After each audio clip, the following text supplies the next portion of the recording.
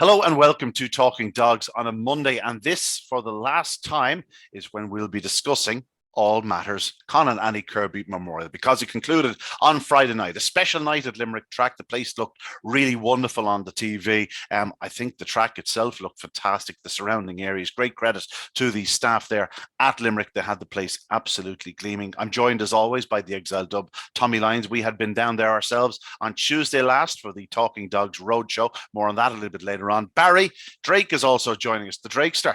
How are you doing, Barry? Down in your cubby. What are you, about 500 yards from Tommy Lyons? Here I am up in the big smoke, and we're discussing all matters Con Annie Kirby Memorial. Barry, you weren't there on Friday night, but you were tuned in. It was a wonderful occasion. Yeah, that's right. Look, I'm tuned into Racing Post Greyhound TV, and another fantastic night of Irish racing. I was also keeping a close eye on my duties at Shelbourne Park. But yeah, look, another fabulous competition. I've been covering it, I suppose, on Tip FM over the last couple of Fridays, and also on Midlands FM on the Saturday. There was That's it. Get the plugs in, Barry. Get the plugs in. That's fine. That's exactly it. Look, there was plenty of Tipperary interest, and of course, it went the way of Golden Base trainer Graham Holland. And unfortunately, the big Midlands Greyhound went out in the semi-final. East trainer Deadly Showtime looks certain to make the final, but as I said, look, there was plenty to talk about over the course of the last couple of weeks. Tommy, we were discussing it at length on Tuesday night at the Talking Dogs Roadshow. A great night. Great to be down there, meet a few of the people involved, but a lot of the locals that were going to be going to the final itself. We spoke ad nauseum about how the race could be run, how competitive it could be. And I sort of just threw in at the end, when all is said and done, something's going to hit the front early and go on to make every yard of the running. Swords Rex was the dog in question. I went against him because I thought he'd get tight the inside of the track. But we did say that he held his own fate in his hands. And, well, he certainly made the most of his opportunity. Away and gone. Tremendous performance by a greyhound who was already sort of proven at the very highest level, having won the Rural Kennels unraced down at Clonmel. He's competed against the very best since the very start of his career. He's just a proper greyhound. Yeah, like he had the best of the draw, provided he could break well enough to make the most, and that's always the case. Having the best of the draw is no good unless you're capable of taking advantage of it. I think the way they were positioned at the first bend, it could have gone maybe one of two or three ways, but the little bit of bumping, and then he just had the pace to assert, and it was over going down halfway, even though it was only maybe 3.5-4 lengths down to the third bend. It was still more than enough. He's far too good a dog to be coming back, to no matter how strong the dogs were behind him, he was too good a dog to be coming back to them. So a first win in the competition for Graham Holland, and the list of winners, bar maybe a couple of names, it's a who's who of the top trainers in the country, leading kennels and that sort of stuff. So a couple of them missing maybe, but other than that, it tends to go in the right direction. And what I mean by that is to the leading kennels in the country on an annual basis. So Graham Holland getting his name on the list was absolutely no surprise. He'd come closer. He had always had this in mind. I suspect for a good while to win this competition. So he got the right dog in Swords Rex. A dog that could just do it right. Even though being beaten in semi-final and quarter-final. Just timed it right. It's a long competition. It's a difficult competition for inexperienced greyhounds. He had, in fairness, learned quite a bit from Clonmel, and to come then from there and to go and do it right. I mean, he's the proper dog for the season ahead. There's nothing like we'll talk at length over the course of the next few months about I'd say dogs from every stage of this competition that went out from the first round, second round. There'll be superstars among them, and he's definitely in fairness. Yeah. We'll touch upon that a little bit later on, because there were performances around the country that merit a bit of discussion. Barry Drake, when the draw was made, the suspicion was that Swords Rex would be the favourite. Now, it was sort of 3-1 the field all week, maybe 7-2. You could get about every dog nearly, well, apart from Scooby Prince, who was the rank outsider. But on the night, it was Swords Rex who was sent the traps, the 9-4 favourite, ahead of Ballinabula Ed at 5-2. I suppose they were the two that were probably going to come in for money. As it was, Swords Rex just did it so well for Graham Holland, as Tommy discussed, his first Kirby success. I'd like to mention Barbara and Leonard Lowndes, two wonderful supporters of the game. They've owned some really top-class greyhounds in the past, the likes of Palm Springs, Shingon Stan, and of course former Gold Cup winner Swords Prince. They put good money into the game. They weren't there the other night. I'm not sure why. I'd say knowing Leonard, probably more of a a superstition rather than I couldn't get down there. But this would have really gave them a boost. You know, as I said, they put lots of money into the game, and those are the people you want to see winning these competitions. Yeah, without a doubt. I suppose, look, just going back to the betting market, firstly, 3-1 the field, you had to have a bet, even in the final, even if you weren't certain what was going to win. I was looking at one market, I know we won't name the firm, but a lot of people wouldn't be able to get a bet on with them, but they were 3-1 out to 9-2 Swords Rex, and that was very, very late in the evening. I just couldn't believe that. Obviously, as you said, look, it went off, at 9-4, and just back to, the winning success of Swords Rex, to win the Royal Hawaii sweepstake below in Clonmel earlier this year. They want to win this. This is why people pay, big money for these young dogs, and there's such a fantastic market there at present. But there's some great opportunities. 80,000 euros to the winner, and as you said, look, the owners have been great supporters of the game. So well done, and that's what it's all about. Yeah, you said a Tipperary success, but for us Dubs, it's as much a Dublin success, Swords, you may have heard of it in North County Dublin, and Barbara and Leonard have been established there for quite some time, and again, a great success for Swords Rex. Tommy, he's a greyhound who we've always said was very, very talented. I suppose the problem is, in terms of pumping all these up, we were looking at dogs that were perhaps open to a little bit more improvement. That doesn't mean Swords Rex isn't open to more improvement, but he was already at that sort of plateau. He had already sort of peaked early in his career. He's a dog that's been producing big runs since the very start. Is that a reason why perhaps we overlooked him? Is it a case of, beware, it was nearly too obvious from the draw?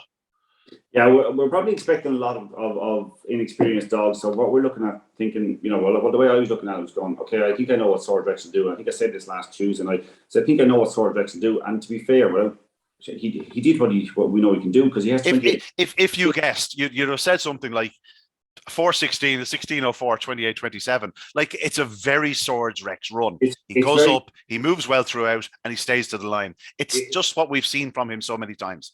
It's very funny you say that, because I know what will go through my head at times, but this crossed my mind after the final as well. I was thinking, but that's exactly what I would have said that the dog would have done. Like, if he got a run on the inside, he'd do sub 28:30, because he'd do that every night of the week. If he's in good form with himself. So I think what we were doing, right, and what I mentioned last Tuesday night was, I was looking for something that might do 27.95, and I know they don't do it in finals, but I'm not saying that I expect the final to be won in that sort of time. But you're looking for something that can do that, so that it can pick up the final in some way, if you know what I mean. Find a way to win the final. It doesn't have to be in 27.95, but something that can do something a little bit extra special. So we're probably expecting a bit too much. You know what? When it comes to these finals, the dogs that have the experience, as you said, and you've mentioned a few times, it's only been out of the first three. Are out of the first two once. Out of the first two, like that's out of 12 runs in top company. It's top company. So we I fell into it. I'm sure a lot of people would have backed the winner. I fell into the kind of the whole thing, thinking that we know what it'll do, and let's look for something a little bit different. And that was clearly the wrong thing to do. Now, there's a lot to discuss in the final. There was a good final in many ways. There was a lot to talk about even in behind. But I just wouldn't like to take anything away from the dog. And you know what? I know I kind of went hell for leather for Droopy's Nice One a bit earlier in the competition, and she got knocked out in the following round, funnily enough. But the form tied in lovely with Swords Rex, and that's the line of form that was exciting me. The line of form in Clonmel that was exciting me was Droopy's Nice One being flying home and just failing to get to Swords Rex, which really caught my eye, and thought maybe if she matures.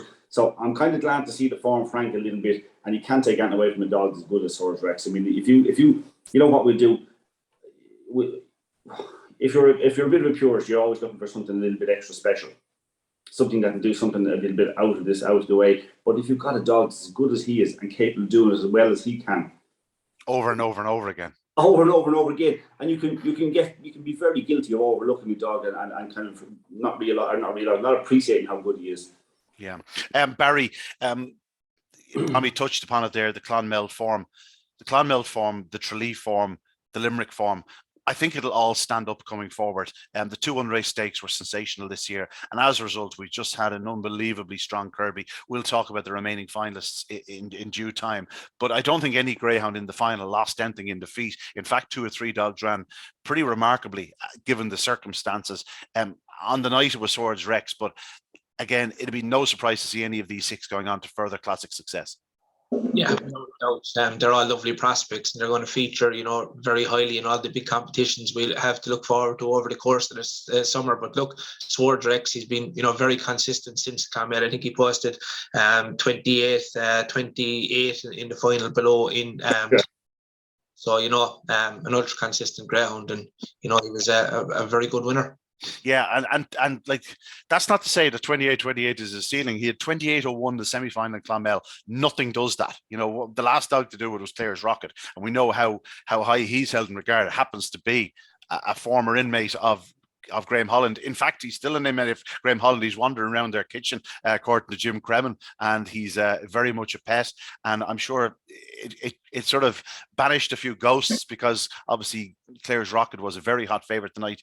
He was fancied in the Kirby final. 28-20 Swords Rex did in the second round after a 28-48 run in the opening round, and then a slightly unlucky run in the quarterfinals when he got sort of held in the pocket off that final turn. And then the semi-finals, well, we've spoken ad nauseum again about that run where he didn't get a good start and Kildare took a flyer. He's only beaten a length and a half that night by Kildare in 28-21. So you use the term consistency, or consistent.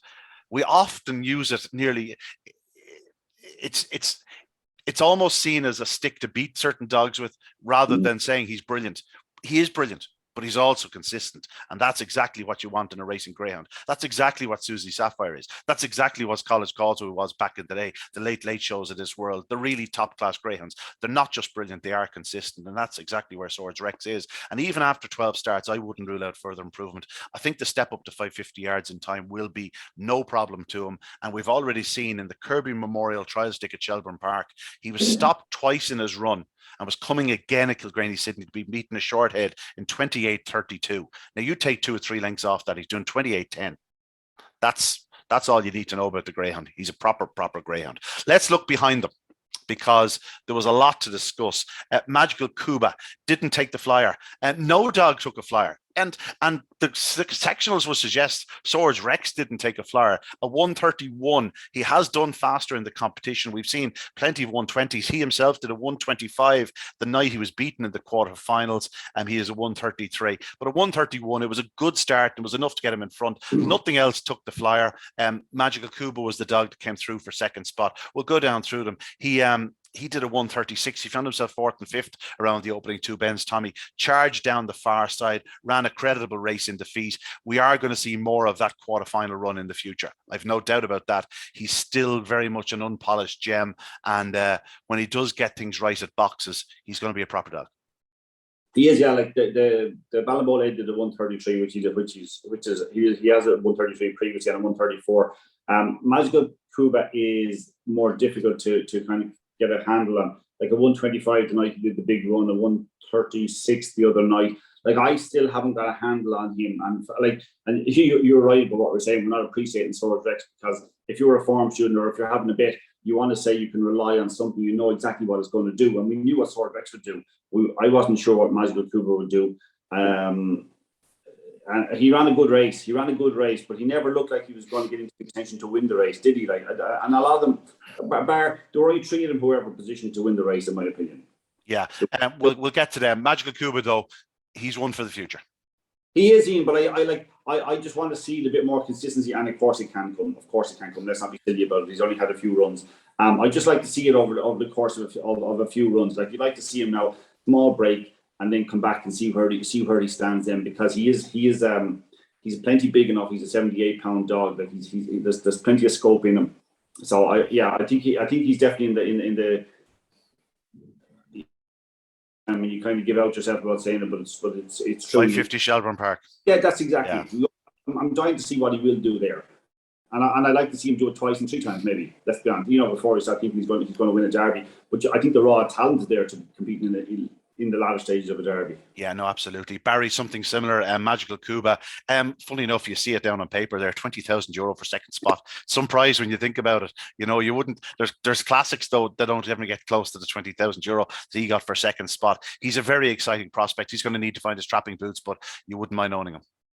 That's exactly it. Look, any dog that can post 2802, that's enough to say. In fairness to Patrick Guilfoyle, he held him in very high regard when he brought him down to Tralee, and he wasn't quite showing it down there, but he's shown it to us there now in the Kirby. But as you said, has to get away on terms. It's very, very hard to come from behind against these superstars. He made lovely ground around the outside from a bad position early, but I think he'll relish to step up to 550 in Shelbourne Park, and a couple of others will certainly relish it as well, because I think it's a completely different track and longer run to the bend. You'll see grounds improve a pile.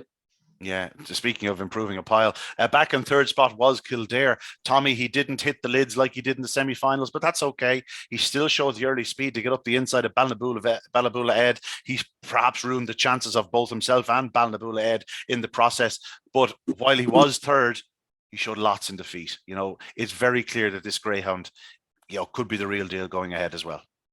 Yeah, I don't think the trouble at the bend was his fault, to be quite honest about it. I think Ed came in on him. We'll talk about Ed in a minute. Yeah, we'll talk about him in a minute. Kildare edged in a bit early, just in the first few yards, edged in a bit early. It'd be interesting to see where he stands in terms of what type of dog he'd develop into. To be honest about, if you stop it at halfway, I'm thinking he's going to be swallowed up and finish last. So there was an awful lot to like about the way he battled on to finish third. And for Edison was trying to get up his inside. Cuba was flying on the outside. Ballabula Ed was coming. As well, like trying to get up the inside. Brooks Edison actually, I thought, might finish second. He'd gone down to the third bend. I thought he was positioned to finish second. But I think Kildare came away with a lot of credit. You'd have to be pleased, because I know we've talked about that he's not yet the strong stayer that he might develop into. You'd have to be pleased. You have to be pleased with the attitude he showed as well, the determination to finish third. So it's just another really good run. It's been remarkable to be starting off in the competition, making your debut at the start of the competition, and get all the way to final and turn second in a Kirby final. That's pretty impressive. Yeah, €10,000 for his troubles. Barry, he is a dog that we've seen glimpses of it. We saw his brilliant semi-final run, but the best is certainly yet to come with this fellow. After 5 starts, you can't judge him. Only that you can judge him to a point where you go, I know this is going to be a proper greyhound in time. Yeah, without a doubt. I think yourself and Tommy summed it up perfectly there. It's been obviously well highlighted on this podcast over the course of the last couple of weeks that he came into this unraced. But just watching that race back again this morning, and when I see, Droopy's Edison almost come alongside him, between the final corners there, I was expecting him to fold and maybe finish 4th or 5th. So I thought it was an unbelievable performance. And when you consider he was short of room as well, and kind of, Ballabula Ed weren't able to just get racing, I thought it was a remarkable performance, and he's one that I'm really excited about, and just can't wait to see him back in racing action. Yeah, one I can't wait to see back in racing action is Ballabula Ed. Tommy, he is a middle seed, and there's no question he is probably a middle seed, but that's 3 or 4. Every race he's had thus far is 5 and 6. I'd say he could probably handle an inside draw, but he does want 3 or 4.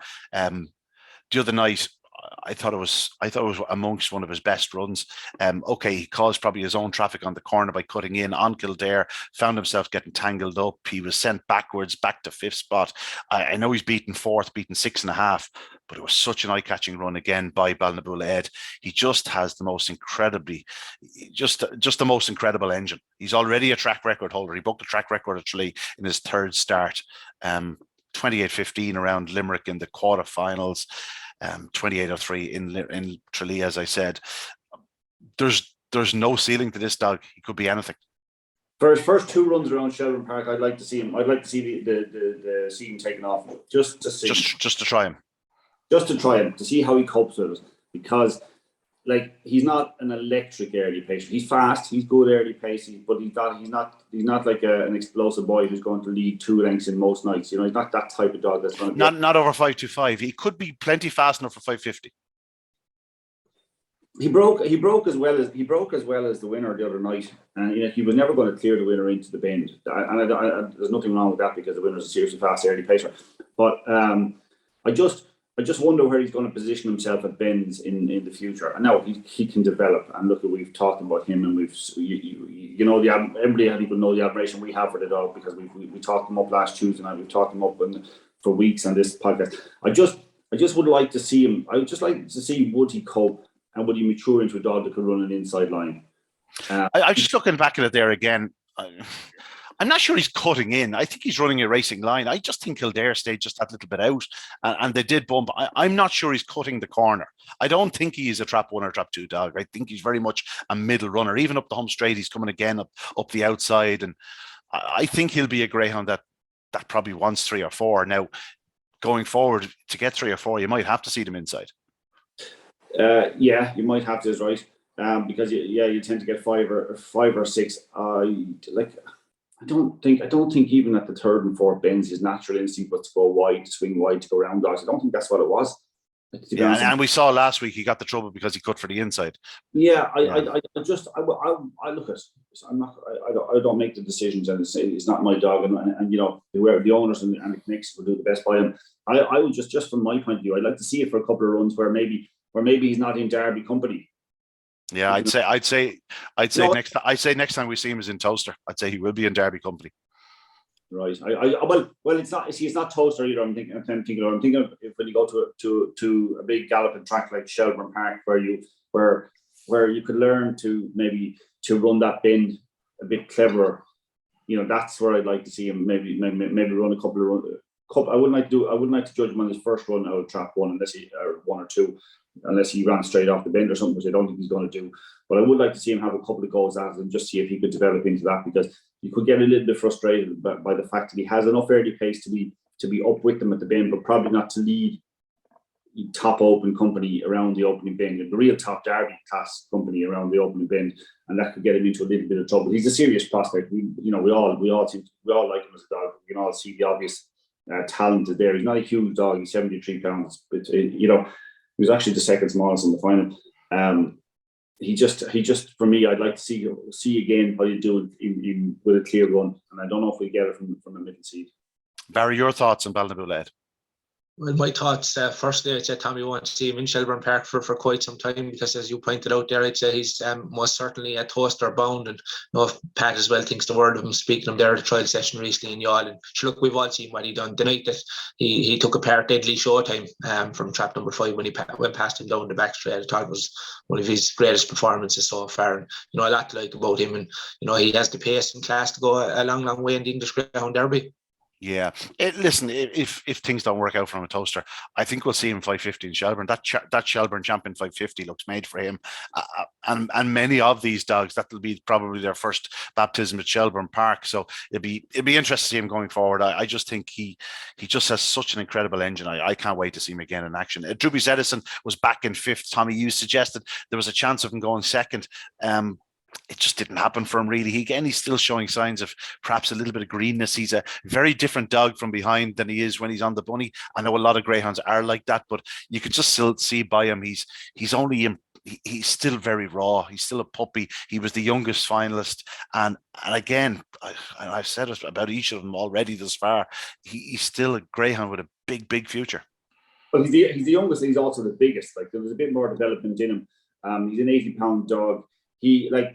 If you wanted to be harsh, I'd say he should definitely have finished 2nd, going to the 3rd bend. That's what I was watching the race going, okay, Drewby Edison is going to go on now and finish a good 2nd, and he didn't. But I'd forgive him. I don't think he was quite at the top of his game through the competition. I know he did a good run in semi-final, 28, was it 47 maybe? I don't think he was quite at the very top of his game. But yeah, if you look at his run in defeat in the final of the Juvenile Classic, he probably didn't produce that run in Limerick yet. Yeah, that's the way I'd see it. I don't think we saw the best of him in the competition, but that again shows his talent that he got to the final. You know what I mean?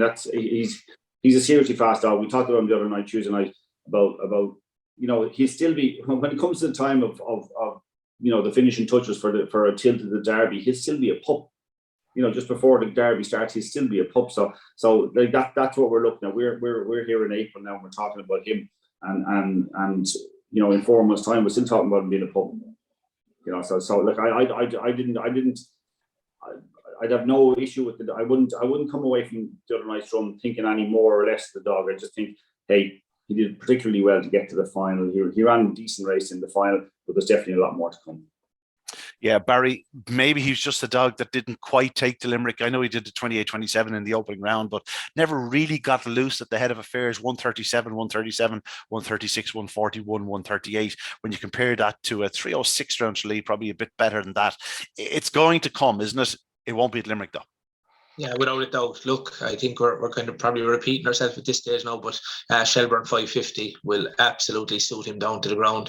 Extra, run to the bend, and I think this is a serious prospect once again, as are all 6 finalists. As you pointed out, he's 80 pounds weight, youngest in the final. There's plenty more to come from him, and I'm sure Robert Gleeson will be very excited about him going forward.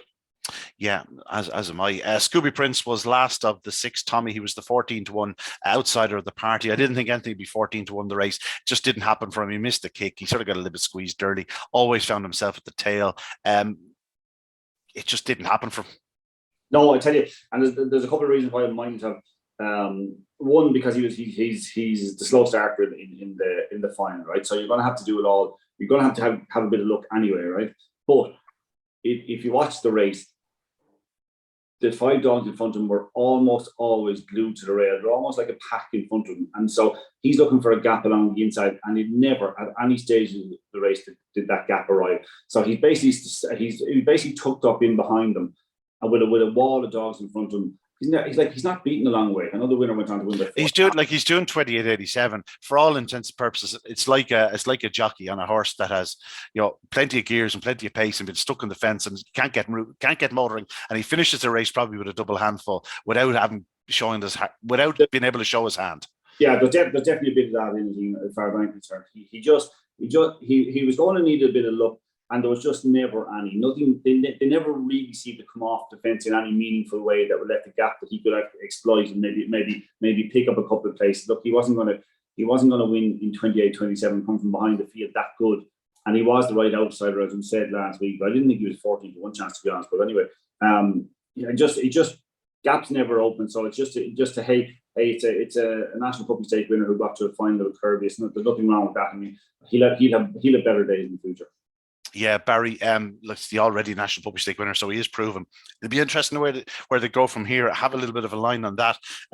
There's a chance that he will be going to the UK, not to be trained, not under the care of Jennifer. He'll come back to Jennifer, but he's I think she mentioned to me the other night that there's a chance he goes to Patrick Jansen's for a crack at the English Derby. She thinks he's a bit of a nervous type dog. His best performances came at a very quiet Shelbourne Park during a time where there were no real crowds. And then he took to Limerick reasonably well because it's, he shied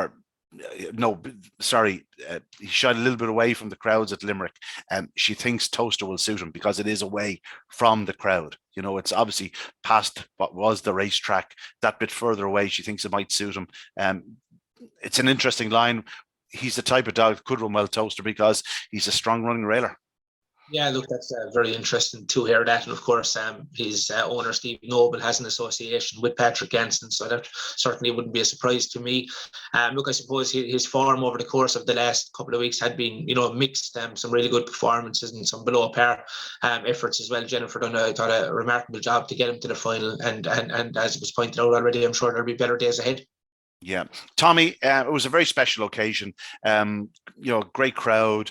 We've got a building this. Anyone that's been there, anyone was there on Saturday night told me, or Friday night told me it was incredible. It looked great on Racing Post Greyhound television. As I said earlier on, Andrew, David and Tommy did a wonderful job with the track, with the surrounding areas. It was immaculate. We saw it on the Tuesday and there wasn't a blade of grass out of place. The green stripe in the back wall, we spoke about it earlier in the podcast. I think it was week 1. It just looks so impressive. It just really does look the part. We need these people that were out there on Friday night to spread the word, come back to the track. But the more and more nights like this, they'll help. Yeah, and rightly they were proud of it. And when Tuesday night we were down in, they're going to show us around, and give us a tour of the place, because it did look fantastic. In fairness to them, there's obviously an awful lot of hard work, and it's not. It didn't happen over a week or two. It happened over the course of a very long time. You have to to maintain a track takes a fair bit of work, and to keep it at that level, you can't do it all in a week. You have to maintain it over a full year, and it's kind of what they've done, And it's good to go down like we did last week and actually listen to people who are there week in, week out, talking about it and talking about the dedication that goes in behind the track, the stuff that you and I might never see or might never talk to people. Okay, I'll talk to the lads in Youghal and you might talk to the lads in Shelbourne. But, around the country, we don't see how much is going on. It was quite impressive. Actually, it was my first time in the place, and I was impressed with it.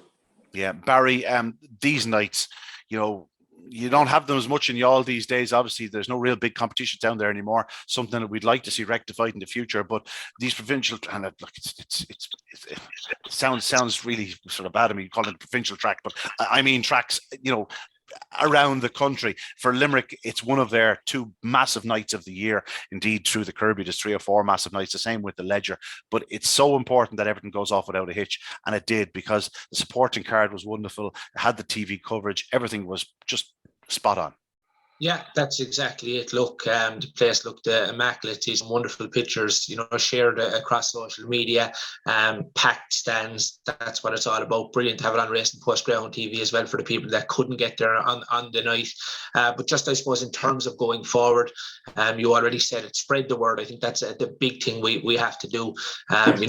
Among our friends and stuff like that. And another thing is to keep sharing all the wonderful Greyhound content, whether that's pictures from various tracks on social media. I think that's very important as well going forward, because social media is so big. And just in terms of tracks all over Ireland, some wonderful people involved in every track around the country, and they're doing Trojan work. And on Friday night it was Limerick's night, so well done to all involved.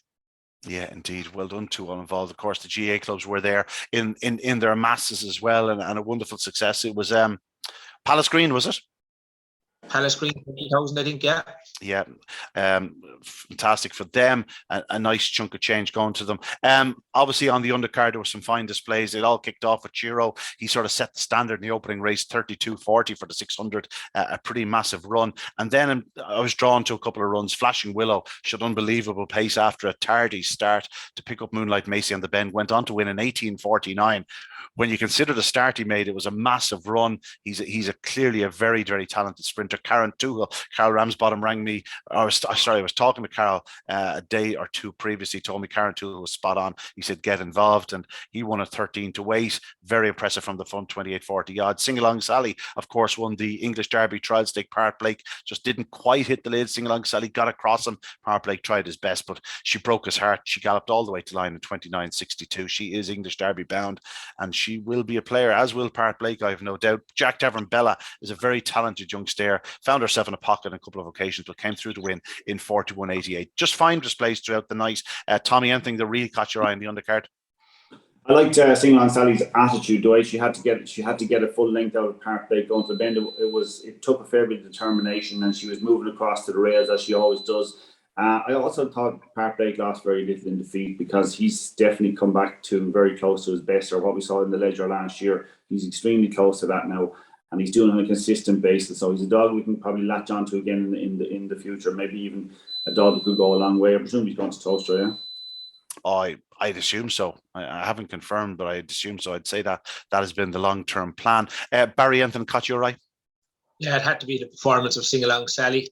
I would have strongly fancied Park Blake if I'm being honest, but I thought she flashed the boxes and drove an opening corner that was so brave and brilliant, because Park Blake was on her heels going into the bend, and her record speaks for itself. The Juvenile Classic, Kirby final, Derby second, Kingdom Derby third, the Bitch Stake and Thurles. She's an unbelievable talent, but that was another masterclass performance. Just in terms of Park Blake, a lot of people have been tipping him up in recent times for Derby success. I think he might have a small bit to prove.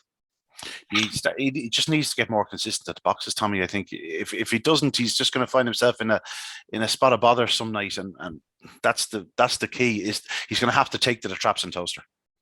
Well, he is. Yeah, but like that, that applies to everybody going to Toaster. Yeah. Look, he's very close to where he was last year. The dog we thought he was last year. He's not an obvious Derby winner at the moment. But that could come. But it will happen. And I'm more thinking Dublin than Toaster, to be honest. Okay, we'll switch our attention to Dublin, because I did mention there was 1 or 2 runs from dogs that had run in the early rounds of the Kirby. Liam Dowling had a night to remember. He's been sort of quiet enough of late, gentlemen. He came roaring back to form, an incredible treble at Shelbourne Park on Saturday night. We'll touch upon his two female winners in a minute. But Ballymac Ben, Tommy, is a dog we've discussed on numerous occasions in this podcast. And he took off the other night at Shelbourne Park. What he did into the third bend and home was pretty unbelievable. To win in 28.53, having been last into the opening corner and fourth to very much onto the third bend. It was a big, big run. Listen, they may well go to England with him, but his future lies over further. Well, definitely, like he's last up to the bend. He cuts an inside course. He was into about fourth and got early in the back straight, and then decides to okay, hold on a second, I'm a wide seat, so he has to move out. And of course, he's looking for a bit of a clear run, like, and then to take off again. So he's done a few things not wrong. He's done them right, really, but a few things that would slow you down or take away from your performance on the clock. And yet he's won impressively. I know you've talked about him because you like the dog a lot. I think that was another sign of what you've been seeing for a while. Yeah, Hoodoo Brown is the dog I like as well. He was beaten into second spot, just found himself in all sorts of traffic problems. He's a big 85-pound dog. I think he needs to learn how to use himself. And when he does, I think he's a dog, by the way, who will be much better in better company. I think if you have slow dogs around him, he'll find a way to hit them. Whereas if there's faster dogs that he can aim at, I think he'll be arriving at just the right time. Barry, there was a good winner of the Puppy Oaks. Ballymac Snazzy, away and gone for Liam Dowling. It was the second of his three winners. Mary's Wedding, big run in defeat. She didn't quite get the start she needed. Ballymac Snazzy got first run on her. She was forced to check at the third bend. She's only beaten ahead. They're two very nice prospects, but the same could be said for the likes of Crafty Jake or Droopy's Request and the improving Kildallan Tilly, who was back in third spot. But Ballymac Snazzy, a nice one for Liam Dowling to contend with later in the year. I'm not sure she's going to go on and win an Irish Oaks. I think she might have find herself some tough rivals there, but she's certainly open to plenty of improvement, and I'm not going to doubt Liam Dowling. Yeah, that's exactly it. Look, it was a fantastic final, and maybe on another night you might have a different result because Marie's Wedding put on a fantastic performance as well in defeat. But it was a great final, and she's very well bred, isn't she? The winner, she is the Bold Freddie and Eilish Frankie, and Ballymac Bell is in the care of David Lynch, of course, will be a regular at Youghal track. So he'll have high hopes for the next litter, and he also had a runaway winner in Youghal there last week that was sold for a large figure. He's gone across the pond. He actually schooled the Bold Freddie in Youghal and Dealish Frankie. They were doing big clocks, and he got well paid, I'm sure, for the both of them. So it's great to see them doing so well. He won't have any problem selling his next few pups. Tommy, she's a nice type. Ballymac Snazzy, so too Marie's Wedding. I liked both performances. Like Marie's Wedding was trying to get up to up along the inside of the third bend and get slightly cut off, and then went back a couple of lengths and came back again. I thought at the line that Ballymac Snazzy just gave a little bit of an extra push when challenged, and that wasn't Marie's Wedding, not going through. No, I tend to agree with you. I think she sort of stuck her neck out. Yeah, I think you can see it even in the video, which is unusual because normally you have to see these things live, or you won't see them again in the replay. But in the video, you can see Ballymac Snazzy just digs a bit deeper because Marie's Wedding went on to the escape, whereas just for those 20 yards, like Ballymac Snazzy was given absolutely everything. It was a cracking race now. It was a super race to watch now, wasn't it? It really was. If you're going to complete a treble, you might as well complete it with a 50-1 chance, Tommy. I can't remember the last time there was a 50-1 winner at Shelbourne Park. Liam Dowling says, I don't think I've ever tried a 50-1 winner. He's quoted this morning in the Racing Post. Barry, can you ever remember a 50-1 winner on the track in Ireland? Oh, I can't, to be honest with you. And I thought that's a good quote. All right, I'll definitely be telling a few people that Liam never had a 50-1 chance, and he's definitely right there. I listen. Don't get me wrong. I was talking to Teddy Hegarty on the Friday evening about the Saturday night card, and we actually discussed Ballymac Whisper because we thought it was a bit harsh on her by the grader. Like we were thinking 50-1 would have been a bad price. As it was, she's a very nice type, Tommy. I know the race fell into her lap a little bit, but she still finds herself behind the Derby winner. And then by the third bend, she's in front of her, and she absolutely charged home to win in 28.50 by 8 lengths. I'm not sure she has the early speed to win an Oaks. Who knows, that might come. But I'll tell you something, she'll win plenty of races because she has an engine. I tell you, Liam Dowling kind of would be unbeatable if the standard trip in Ireland was 5.75. The stamina in his breed at the moment is insane. Another Ballymac Anton, same as Ballymac Ben. Yeah, exactly. No, obviously the bits and puppy oaks are in the, not the puppy oaks. Yeah, she was early pace, but the rest of them, like that, he has a lot of them. He has moment are powerful runners. Like there was a bit of luck in Ballymac-Whistler's run, okay, around the first couple of bends, but when she took off from the third bend, yeah, there was a little crowding behind or whatever, but she just really strolled out impressively, like 8 lengths in 28.50, 50 to 1. I can't remember last time I saw 50 to 1 on a card. Yeah, no, nor me. It generally happens in something like the marathon or something at the end of the year when you know a dog that's literally going to be lapped is about 50 to 1. Susie Sapphire was last, lads, but it just didn't happen for her. It's a bit of a trend in her career that when she has any sort of a layoff, when she comes back, she just tends to get beaten. Now, the other night, she wouldn't have been beaten as far as she was, only for, she finds traffic on the first bend, she finds traffic on the third bend. She got stopped in her run at the third bend altogether. And before you knew it, she'd been swallowed up. So it's just one of those runs you put down to, that's done and dusted. She'll be a bit fitter for it next week. I think she thrives on a racing Barry. You wouldn't be put off next week. No, definitely not. Look, I'm sure she'll bounce back to winning form. I was just going to say something there, Ian, was that you definitely wouldn't see 50 to 1 shots in the provincial cards on a Saturday night anyway. So if you're looking for a punch, Shelbourne Park is the place to be on a Saturday night. The punter and Barry has come out today, Tommy, about firms that you wouldn't get on and 50 to 1 that you don't get down. That's why you come to Dublin, Barry. That's why you come to Dublin. Bet early. Bet late, whatever way you want, you get the value.